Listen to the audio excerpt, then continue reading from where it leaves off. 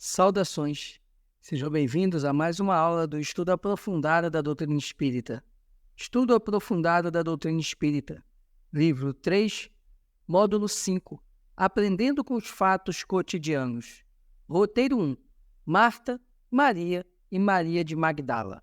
Neste roteiro, nós vamos estudar sobre a forma como Jesus se relacionava e que lições podemos tirar em relação a três mulheres, a Marta, a sua irmã Maria e a Maria de Magdala. Tópico 1, texto evangélico. E aconteceu que, indo eles de caminho, entrou numa aldeia, e certa mulher, por nome Marta, o recebeu em sua casa. E tinha esta uma irmã, chamada Maria, a qual, assentando-se também aos pés de Jesus, ouvia sua palavra. Marta, porém, andava distraída em muitos serviços e, aproximando-se, disse: Senhor, não te importas que minha irmã me deixe servir só? Dize-lhe, pois, que me ajude. E respondendo Jesus, disse-lhe: Marta, Marta, estás ansiosa e afadigada com muitas coisas, mas uma só é necessária. E Maria escolheu a boa parte, a qual não lhe será tirada. Evangelho de Lucas, capítulo 10, versículos 38 a 42. Foi, pois, Jesus 6 dias antes da Páscoa a Betânia, onde estava Lázaro, o que falecera e a quem ressuscitada dos mortos. Fizeram-lhe, pois, ali uma ceia, e Marta servia, e Lázaro era um dos que estavam à mesa com ele.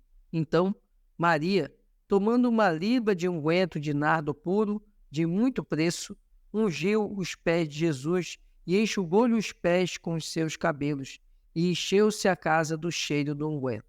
Evangelho de João, capítulo 12, versículos 1 a 3. E no primeiro dia da semana, Maria Madalena foi ao sepulcro de madrugada, sendo ainda escuro, e viu a pedra tirada do sepulcro. Correu, pois, e foi a Simão Pedro e ao outro discípulo a quem Jesus amava, e disse-lhes: Levaram o Senhor do sepulcro, e não sabemos onde o puseram. E Maria estava chorando fora, junto ao sepulcro. Estando ela, pois, chorando, abaixou-se para o sepulcro. E disseram-lhe eles: Mulher, por que choras? Ela lhes disse: Porque levaram o meu Senhor, e não sei onde o puseram. E tendo dito isso, voltou-se para trás e viu Jesus em pé, mas não sabia que era Jesus. Disse-lhe Jesus: Mulher, por que choras? Quem buscas?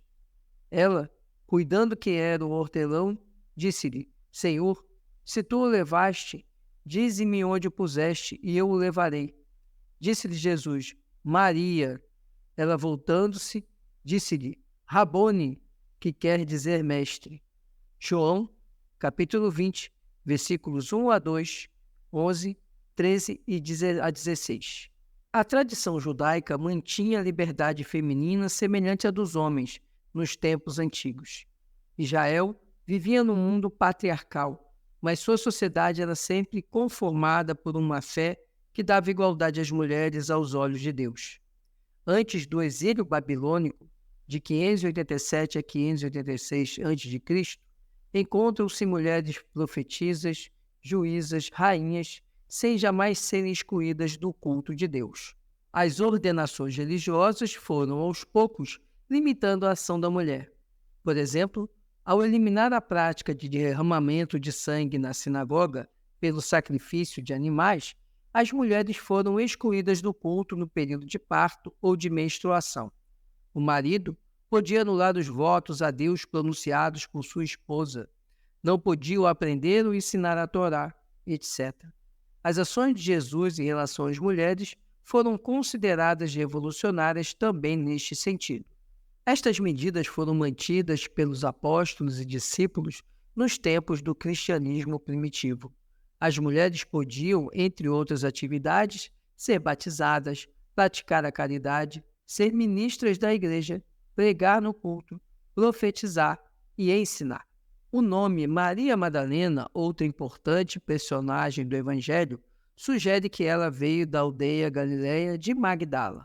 Esta parte inicial do nosso conteúdo traz uma informação histórica, a de que, no judaísmo, o povo hebreu, nas suas origens, não havia um tratamento diferenciado entre homens e mulheres. Isso só surgiu após o êxodo do povo judeu babilônico, no momento da Babilônia, que eles tiveram que sair da região de Israel, 586 e 587 a.C. Com isso, vieram regras, vieram normas após esse exílio do povo judeu, que acabou segregando a mulher dentro da igreja do judaísmo. Quando vem Cristo, Cristo não dá tratamento distinto, não tem nenhum tratamento diferenciado entre os seus discípulos, homens e mulheres.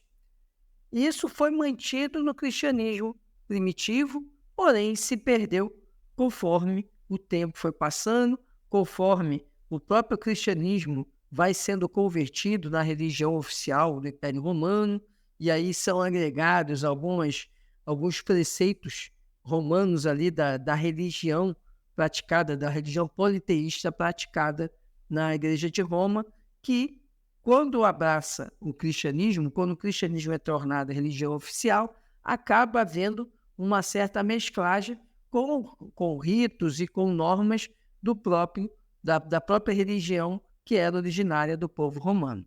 Tópico 2, interpretação do texto evangélico. 2.1. Análise do texto de Lucas, Marta e Maria. E aconteceu que, indo eles de caminho, entrou numa aldeia, e certa mulher, por nome Marta, o recebeu em sua casa.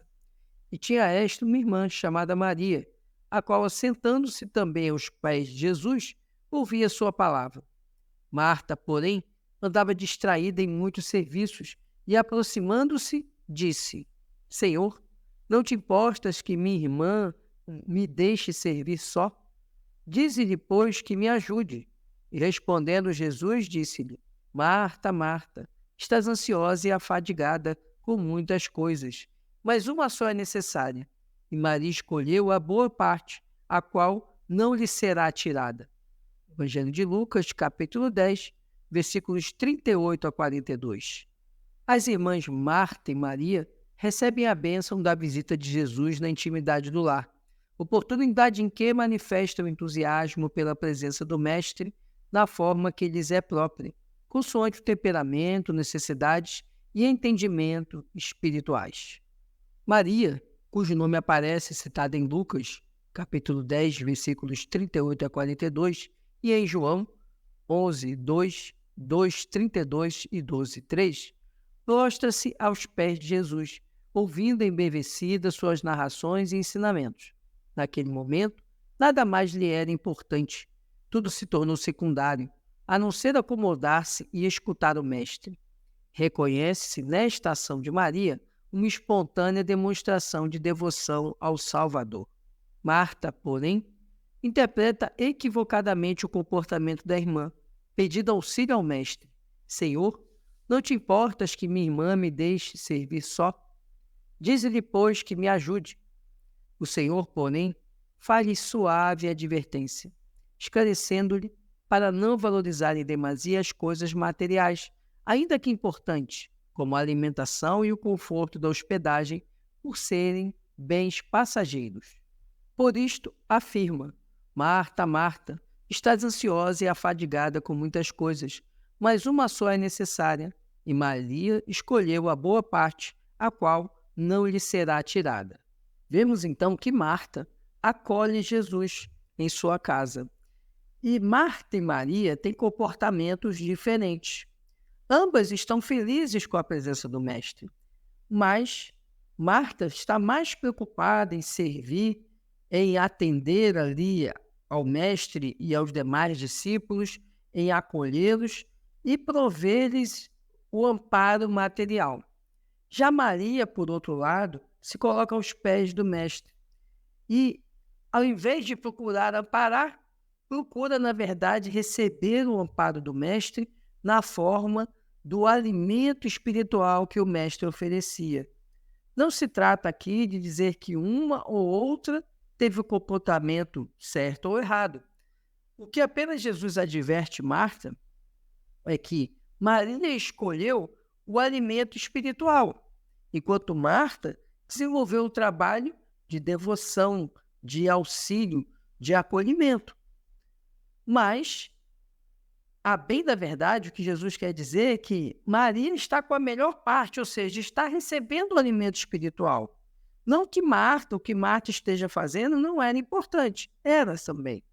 Mas que Marta precisava também buscar o alimento espiritual e não apenas se preocupar com as questões materiais, com as questões que são inerentes à necessidade do corpo físico. Esse é o conselho que Jesus dá para Marta. Ela não era menos devotada a Jesus do que Maria, mas não percebeu o caminho certo para recebê-lo, aquele que mais o agradaria. A lição é inestimável e deve nos conduzir a reflexões mais aprofundadas. O mundo moderno, com as suas contínuas requisições, pode colocar o ser humano à deriva, se ele não tomar cuidado. É importante, à semelhança da atitude de Maria, fazer uma pausa e não deixar passar uma feliz oportunidade de melhoria espiritual por excesso de zelo ou apego às ações cotidianas. Envolvidos pelas atividades comuns da vida no plano físico, nem sempre agimos com bom senso. É comum as pessoas alegarem falta de tempo por se encontrarem assoberbadas pelas requisições do dever profissional, familiar, social ou religioso. Neste sentido, surpreende-se certos comportamentos e atitudes radicais de alguns companheiros de estrada evolutiva que se atrelam a cronogramas rígidos, imutáveis, sem oferecerem espaço para improvisações ou mínimas alterações. Não há tempo para contato fraterno, telefonema, carta, e-mail ou visita. As atividades são conduzidas dia após dia num ritmo frenético, metódico, tiranizante. Nos tempos atuais, há em geral uma doentia subjugação a horários, rotinas e processos que mantém as criaturas distantes, cada vez mais afastadas. Devemos analisar melhor esta questão. É bom investir na qualidade de vida, ponderar que é possível reestruturar a existência, escolher a boa parte, como fez Maria, sair dessa camisa de força, mantendo ainda a responsabilidade, ordem e disciplina exigidas pela existência. Percebemos então que muitos de nós agimos como Marta. Marta não era menos devotada a Jesus do que Maria, era tão devotada quanto. Apenas Marta acabou se deixando levar pelas obrigações, pelos afazeres, pela preocupação e deixou passar daquilo que era mais valioso, que era o acolhimento espiritual que o Mestre Jesus oferecia. E essa advertência que Jesus faz a Marta também serve para todos nós, que somos levados pelas nossas obrigações, pelo ritmo frenético, a acabar tornando automatizada a nossa vida, realizando ali mecanicamente uma série de obrigações sem termos tempo de nos ligar afetivamente uns aos outros e ainda de nos ligar afetivamente a Jesus e à espiritualidade superior. Essa advertência de Marta serve para nós e deve nos chamar na reflexão diariamente. Maria escolheu a boa parte porque concedeu o valor precioso às necessidades de hospedagem e alimentação. A maior parte do seu tempo, os esforços e energias foram canalizadas para o essencial. O Cristo encontrava-se presente em sua casa, por algumas horas. Talvez não mais o visse naquela reencarnação. Assim, por que perder esses instantes tão especiais para se dedicar mais tempo às coisas materiais, ainda que elas fossem importantes? Busquemos o lado melhor das situações, dos acontecimentos e das pessoas. Maria escolheu a boa parte, que não lhe será tirada, disse-nos o Senhor. Assimilemos a essência da divina lição. Quem procura a boa parte e nela se detém, recolhe no campo da vida o tesouro espiritual que jamais lhe será roubado. Percebemos então que há uma diferença entre Marta e Maria. Marta se preocupa ali com questões importantes, mas que são mais ligadas à esfera material. Enquanto Maria, ciente que aquela oportunidade é uma oportunidade de ouro e talvez a única naquela existência carnal de estar próximo de Jesus, resolve então se colocar a seus pés e ficar ali ouvindo o Mestre. Marta e Maria se dedicaram a Jesus, cada uma de sua maneira. Mas Maria se dedicou com sua alma a Jesus, ainda que deixasse de lado as questões materiais que tanto preocupavam a Marta. O que fica de lição é que nós precisamos buscar estar a todo tempo aos pés de Deus, nos colocar aos pés de Deus, que não significa que não devamos cumprir as nossas obrigações, mas sim que devemos privilegiar aquilo que vai afetar o nosso espírito positivamente, que vai nos aproximar de Deus. 2.2. Análise do texto de João, a unção dos pés de Jesus. Foi, pois, Jesus 6 dias antes da Páscoa a Betânia, onde estava Lázaro, o que falecera e a quem ressuscitada dos mortos. Fizeram-lhe, pois, ali uma ceia, e Marta servia, e Lázaro era um dos que estavam à mesa com ele. Então, Maria, tomando uma libra de unguento de nardo puro, de muito preço, ungiu os pés de Jesus, e enxugou-lhe os pés com os seus cabelos, e encheu-se a casa do cheiro do unguento.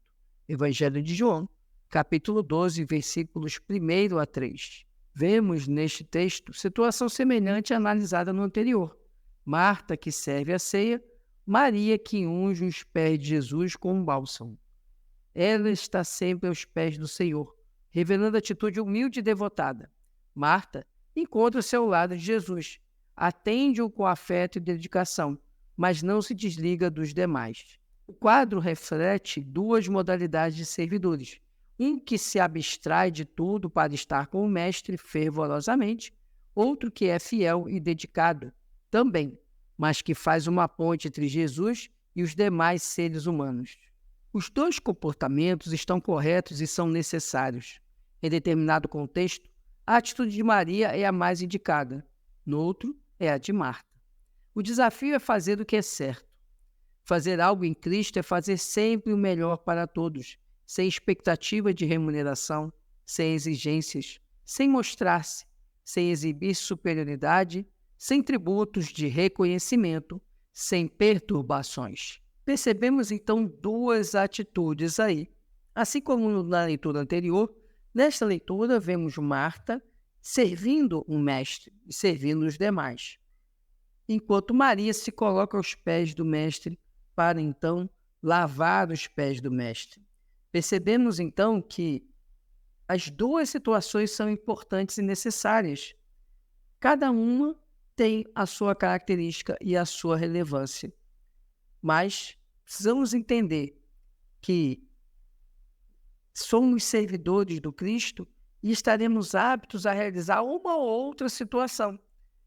É através de nossa dedicação, através de nossa devoção, através de nossa confiança no Mestre, que vamos obter aquilo que nos aguarda na esfera superior. Mas isso só vai acontecer se nós nos entregarmos e nos dedicarmos ao Mestre. Há outro ponto a considerar, útil na análise do comportamento das duas irmãs. A liderança de Marta se justifica no sentido de fornecer condições de boa hospedagem, por indicar, segundo a tradição judaica, que ela era a dona da casa, casada com certo Simão, o leproso, e a irmã mais velha, a quem cabia as iniciativas de dirigir as atividades diárias no lar.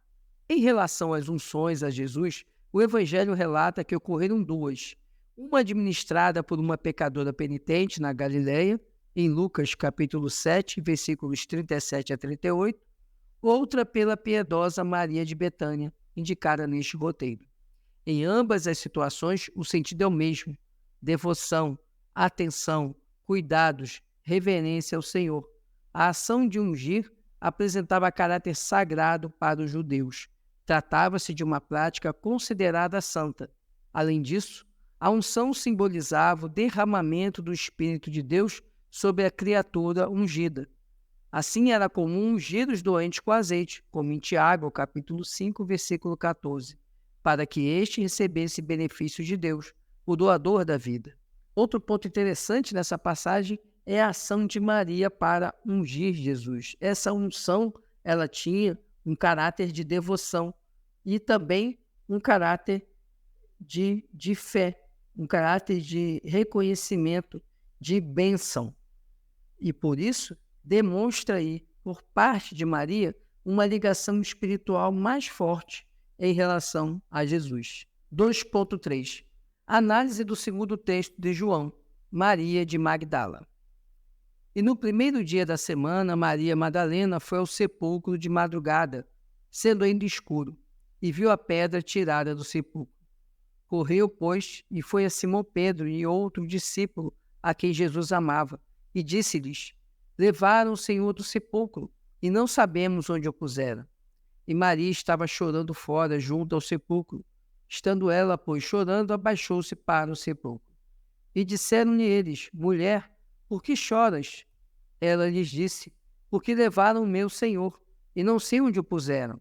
E tendo dito isso, voltou-se para trás e viu Jesus em pé, mas não sabia que era Jesus. Disse-lhe Jesus: Mulher, por que choras? Quem buscas?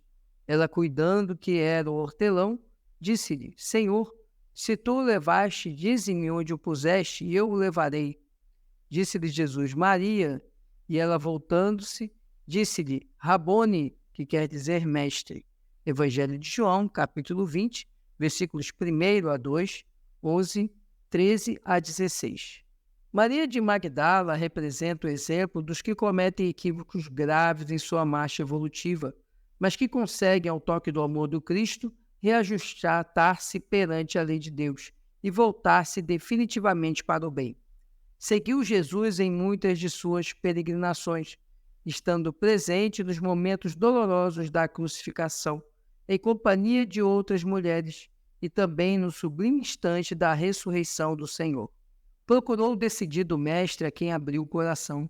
Senhor, ouvi a vossa palavra consoladora e venho ao vosso encontro. Sou uma filha do pecado, todos me condenam. Entretanto, Mestre, observai como tenho sede do verdadeiro amor. Minha existência, como todos os prazeres, tem sido estéril e amargurada.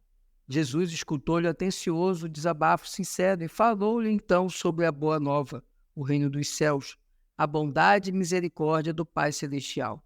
Mostrou-lhe os sacrifícios que marcam a vida dos que buscam o amor verdadeiro.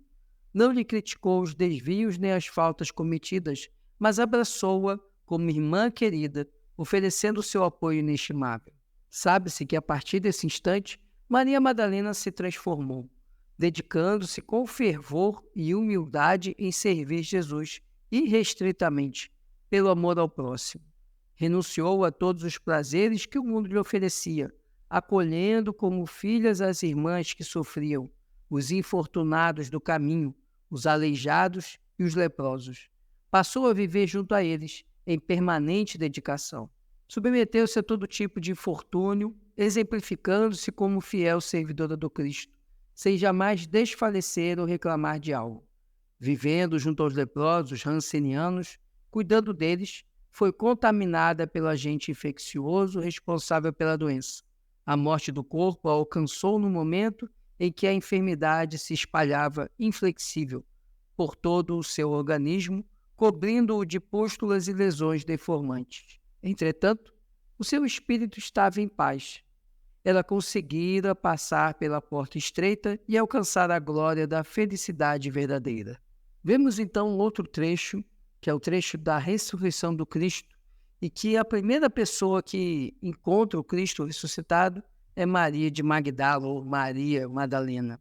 Maria de Magdala representa exatamente a transformação do espírito que vinha caminhando perdido pelos equívocos e encontra a mensagem do Mestre, se regenera, se ilumina. Maria de Magdala, Maria Madalena, é aquela que passa a acompanhar o Mestre quando foi tocada pelo amor do Cristo, pela luz que o Cristo iluminou o caminho dela. Ela não só seguiu o Mestre, foi a primeira pessoa a encontrar o Mestre ressuscitado, como mesmo depois, após a crucificação e a subida do Mestre ao alto, ela continuou sua jornada de amor ao próximo e de caridade. Tanto que, como relata na obra Boa Nova, ela acaba encerrando a jornada dela ao ser acometida por lepra já que ela cuidava dos leprosos que eram abandonados, relegados na sociedade, e com isso ela encontra a sua redenção e também desencarna e retorna aos braços do Pai. Esse, então, era o conteúdo que tínhamos para essa nossa aula. Se você ficou com alguma dúvida, deixa aqui nos comentários que nós vamos procurar esclarecer sua dúvida. E eu peço que você curta, comente e compartilhe. Ajude esse conteúdo, esse estudo da doutrina espírita a chegar a mais pessoas. Muito obrigado por sua atenção. Fique com Deus, muita paz e muita luz.